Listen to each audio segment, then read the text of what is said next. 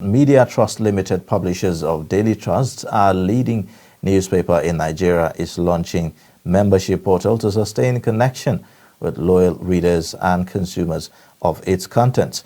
The project is one innovation introduced by Daily Trust that will bring about robust journalism in the digital era.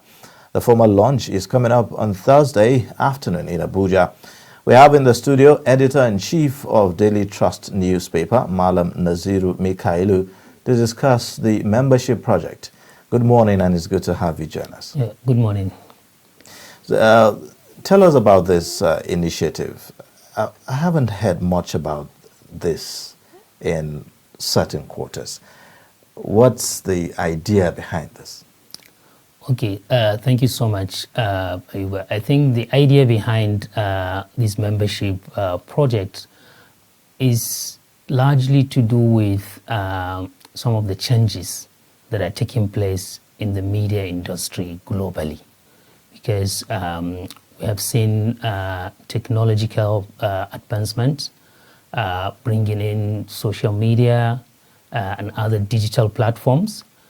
So traditional news organizations now have to find a way to connect more to their readers, their audiences, in order to sustain and also improve the journalism that we produce. So based on this, we now realize that there is need to improve that connection between our editors or our newsroom in general and our readers. So that is why we thought about this idea of membership, which has been tested and proved in other places, notably not in Nigeria. Of course, in Nigeria, there's only one media house that has also that is also trying it. But globally, especially in advanced countries, this thing has been tested, and a lot of media organizations are now using it. So that is why we say, okay, let us also try it, because we believe we have loyal readers that can join this initiative and also try to help Media Trust in what it's doing. So how do you see this impacting on the kind of services that Media Trust provide? Of course, it's information driven, but in what specific ways are we expecting that there will be, an impact?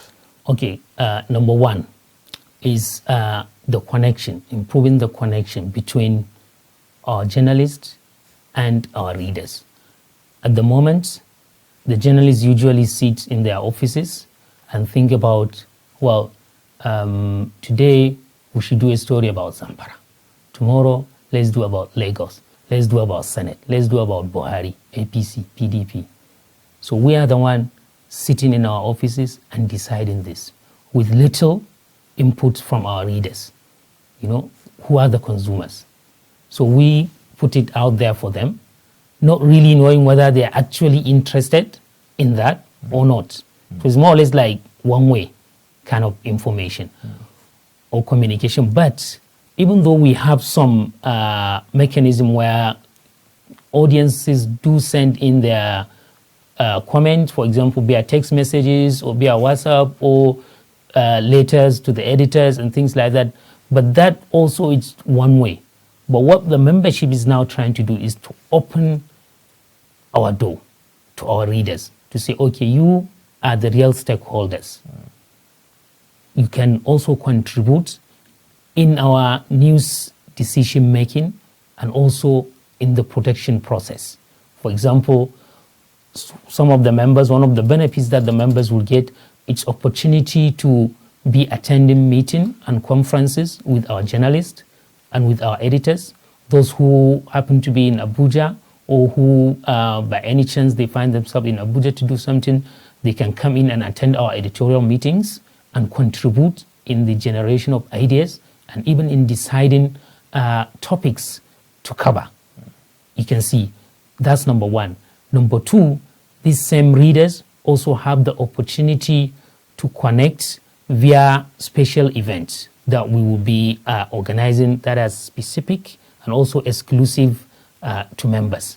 So they can now connect, they can learn about how we operate, but also about other things that will help them in their own professional lives. We are also creating a special section for columnists who are specific for this project. So these are professionals, Nigerians from not only in Nigeria, but including those in diaspora, who can now be writing about their areas of specialization for the benefits of other people.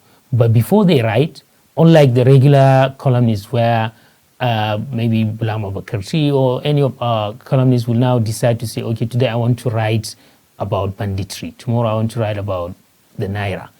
No, these columnists will interact with the membership team, with the journalists to say, okay, these are the things that I want to write about this month. Well, the journalist will say, oh yeah, this is good, but maybe can you do it this way? Or the journalist will suggest the topic to the columnist, but the columnist will say, well, this thing is good, but if we do it this way, it will have more impact.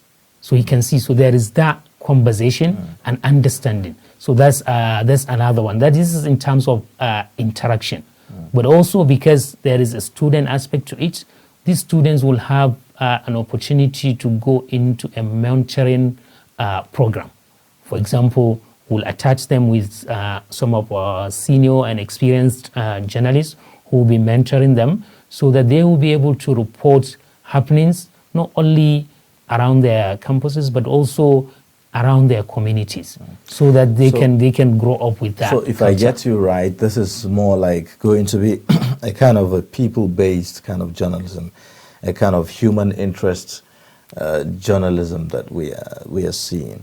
Now, it's a very important thing, but I want you to talk about how important is this in the times that we're in, to have this kind of journalism that focuses more on the people.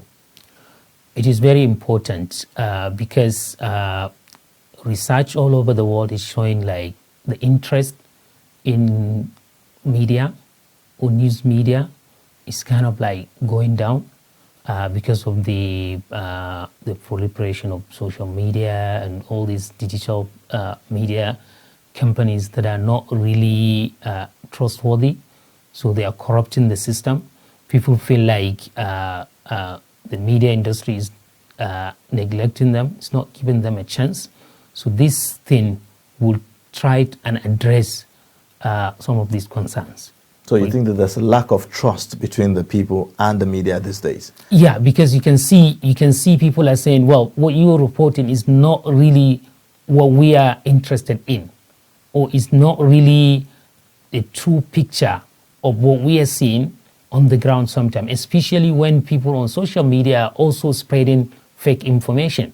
So people are struggling to differentiate what is true, what is right, what is wrong, you know. So that is the problem. But by the time you now bring the audience closer, so they know and they also take responsibility. They feel they are stakeholders, and which we believe they should, because that is not a one-way information. But they will also support the process, the journalism that we produce. And then you can see all these, it will reduce fake news, all this fake information that people are peddling. It will reduce that. Do you see this as a way to also help with providing information and intelligence, especially as it concerns insecurity and all of that? Do you think that this could also help in, gathering of information?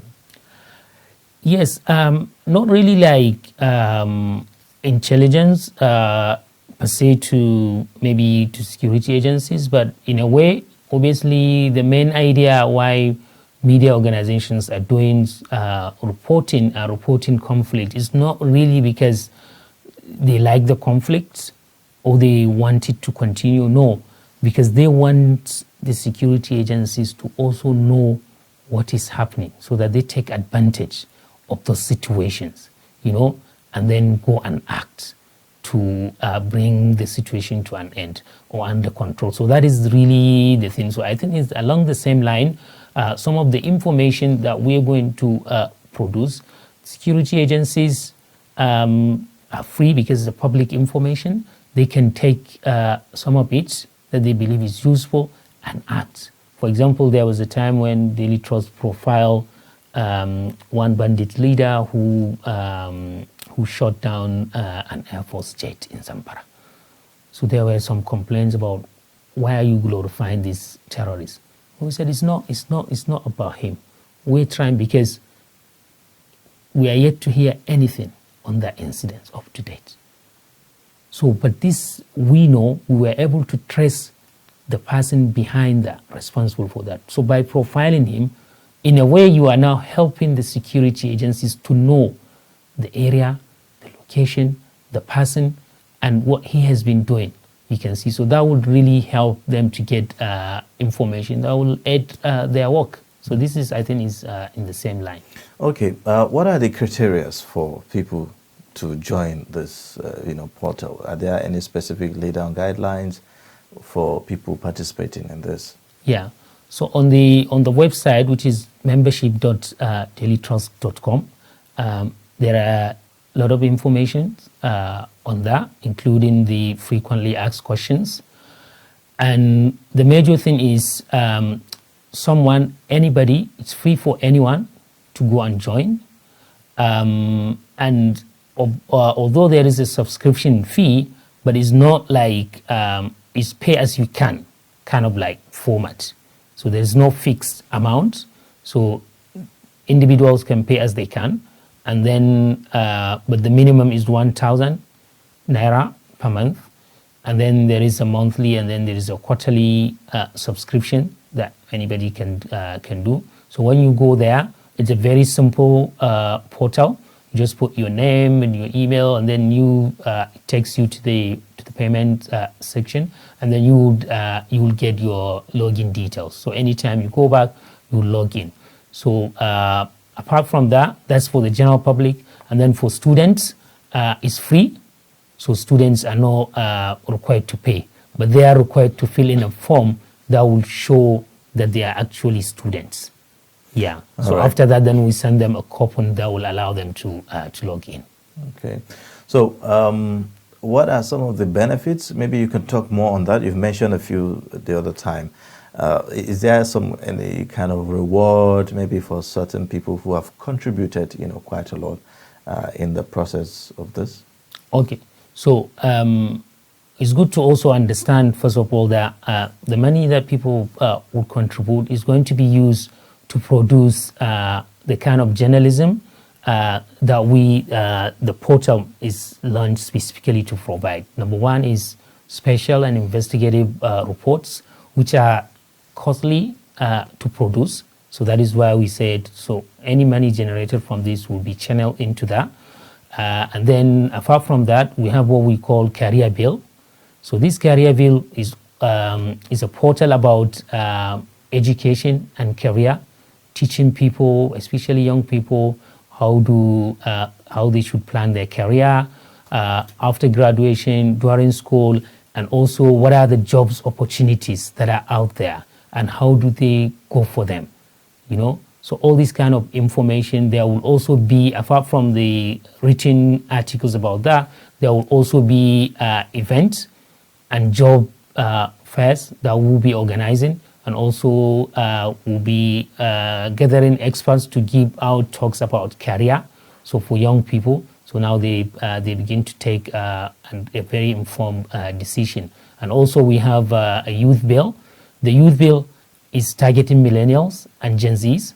So this one is also focusing, that's where the students come in, because it's for youth.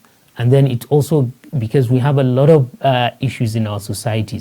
So we believe having a youth bill will now help to guide these young people right from their school days, so that they can make an informed decision about their studies, their career, post-graduation decision making, all these kind of things. So this platform will help them to also connect with each other.